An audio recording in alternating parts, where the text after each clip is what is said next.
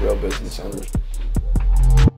I don't know, man. People just need to, they need to ask more questions to themselves. Yeah. They need to ask themselves, like, what can I do to break through the next level? The problem with asking yourself questions is then you have to be honest with yourself. Yeah.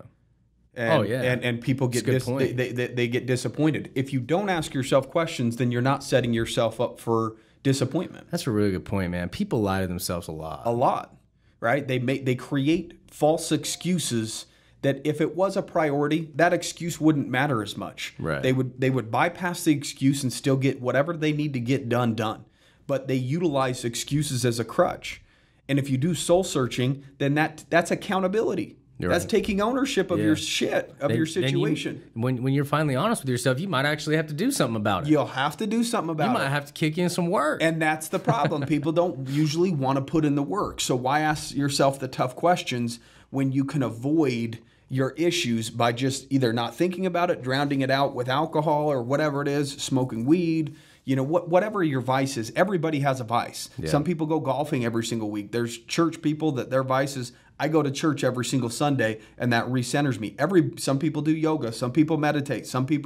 Everybody's a little bit different when it comes to the vices that they use to cope with life, right? Life definitely can throw curveballs and it's difficult. But when you ask yourself those difficult questions, you have to be prepared to take ownership of your bullshit or else nothing's going to come from it. Right. Because when you ask yourself those questions, you'll be like, well, I do have 3 kids under the age of 5. Like that's, it's tough to get to the gym or it's tough to work out or whatever it is. But it's not that tough if you wake up at 5 o'clock in the morning because the kids are still asleep. Right.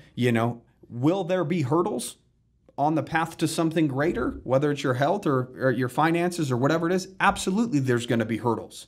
But the issue is most people don't want to overcome those hurdles or figure out a way around those hurdles, so they just rest on the excuse, and that lets them, again, off the hook from actually having to do the work. That excuse gives them that warm fuzzy, that dopamine that they need to say, I'm doing what I can. Right. What you need to ask yourself is, you're doing what's necessary. That's what's really happening. You're doing enough to maintain where you're at, but you're not doing what successful people are doing. That's what you need to ask yourself. Right.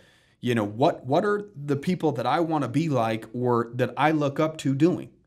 What are they doing? Are they getting up early? Are they exercising? Are they reading? Are they meditating? Are they soul searching, asking the right questions? Are they constantly challenging themselves? Are you doing any of these things in your life right now? Yeah. That's what this is really where it comes to the soul searching side of things.